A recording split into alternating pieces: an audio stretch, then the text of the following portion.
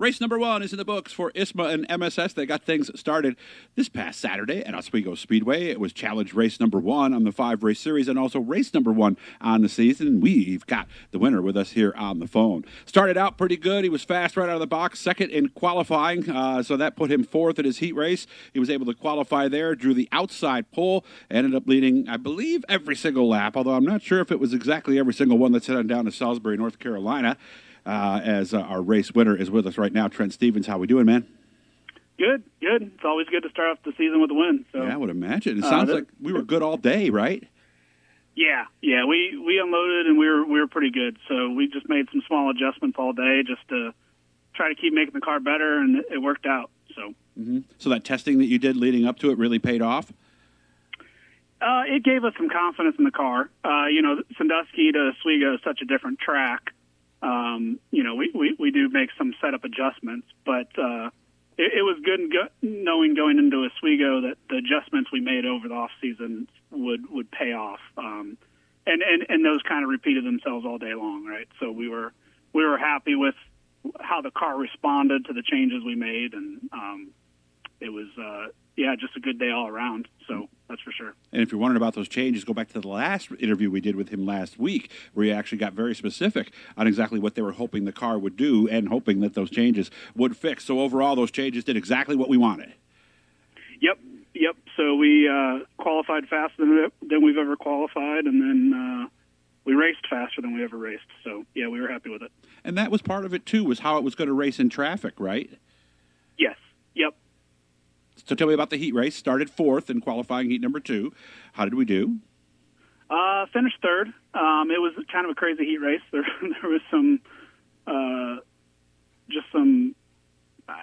contact and stuff like that I didn't expect. But no, we came out okay on that end, and then got lucky for the feature and drew the front row.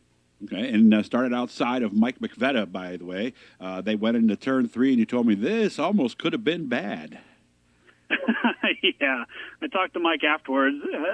I guess because we both got through it, it was probably an okay, friendly conversation. If we would have wrecked, wouldn't have been so friendly. But, yeah, we just both I think we both kind of knew he had a fast car, I had a fast car, and we both just kind of sent it in the 3, and he, I think, slid up a little bit, and we made some contact. How heavy was the contact, and did it do anything? It didn't mess up my car at all. I think it knocked his nose wing off a little bit. Did it?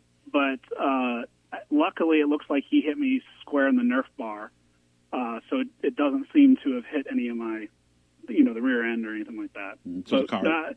No, go ahead. I'm sorry. But yeah, I was going to say, I ended up being sideways going into 3. So oh, really? That wasn't, doing some dirt tracking out there, huh? Yeah, that wasn't expected. That's for sure. And they're not easy to save, from what I hear. Or does the wing make it a little easier than a non-winged Super to save when it gets sideways? I think the wing helps, but just with all the left side weight, Supers sideways are never a good thing. Were you white knuckling it at that moment? Yeah, it was a very. Luckily, the car kind of settled back down very quickly. Mm-hmm. But yeah, it was it was definitely an eye-opening moment. That's for sure. Were you thinking maybe the yellow came out just because you saw Mike go back, or were you thinking that something else might have happened, maybe even further back in the field? Yeah, I was kind of surprised there was no yellow. Right, so like I saved my car, but with the contact we made, I kind of expected something to happen. Mm-hmm. And it never did, so just kept on going. Yeah, and you have one-way radio, so you would have known right away, right? Right. Okay. Yep. All right, so now we're out front. How long did it take your heartbeat to come back to normal?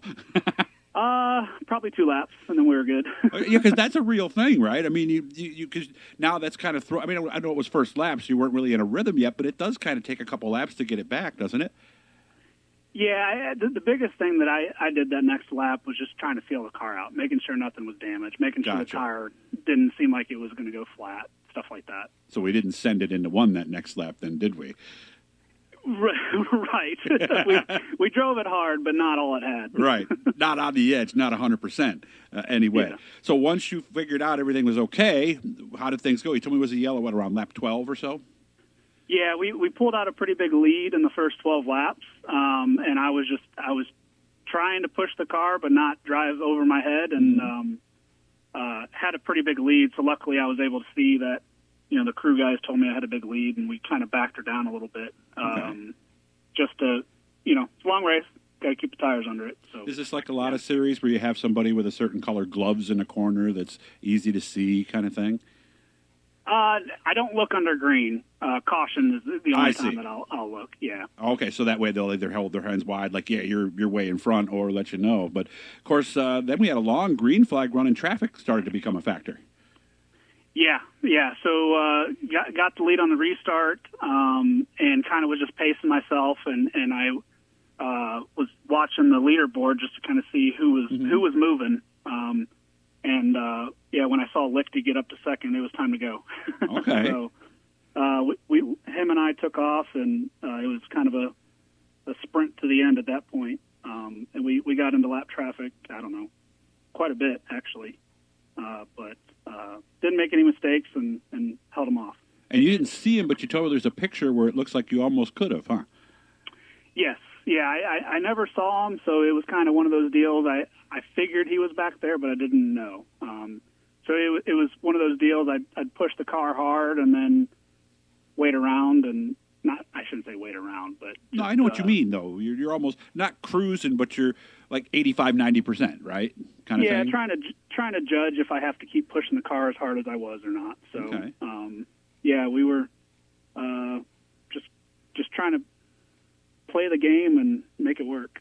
Well, 50 laps. Do you have to worry about saving tires at Oswego, or can you still drive it pretty hard most of the race? If your car's not handling, you will destroy the tires. You will. That's for sure. So Okay. I've typically the last couple of years, when I finished the race, the right rear's gone. Okay. So it's been, if you can take care of them, you take care of them. So, Gotcha. Okay. and I was in that luckily in that spot where I could feel like I could take care of them, and but at the same time I was still pushing the car hard because I knew how fast Lichty was, and it worked out. Relief or excitement as you drove under the checkered? A little bit of relief because I don't like leading all the laps. Yeah, because you don't know what's going on behind you. Yeah. Yeah.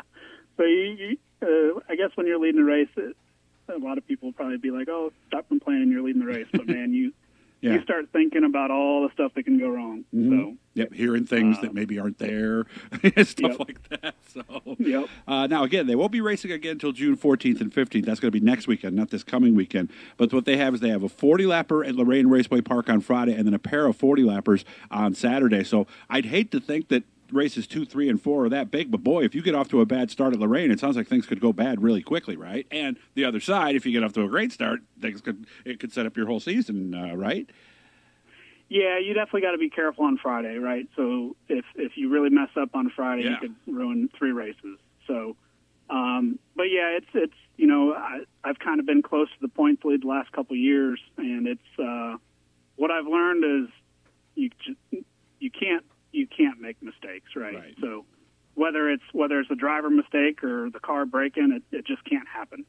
There's 5, 6 guys that can win a championship every year, and we all go for it, right? Yeah, and 1 or 2 bad races is all it takes. So, so again, big weekend, like we said, coming up weekend after next, the 40-lapper Super Crown Nationals, by the way, and in 3 races in 2 days. So it's going to be a busy time for all the teams. Trent, good job, man. I appreciate you making some time for me here tonight. So the season is off and running, guys. ISMASupers.com is how you can find out more. There's some great photos they have from the Oswego race, too. So make sure to get and poke around as you're looking and listening to this interview. Trent, good luck with everything, and maybe we'll do this again next week or week after next.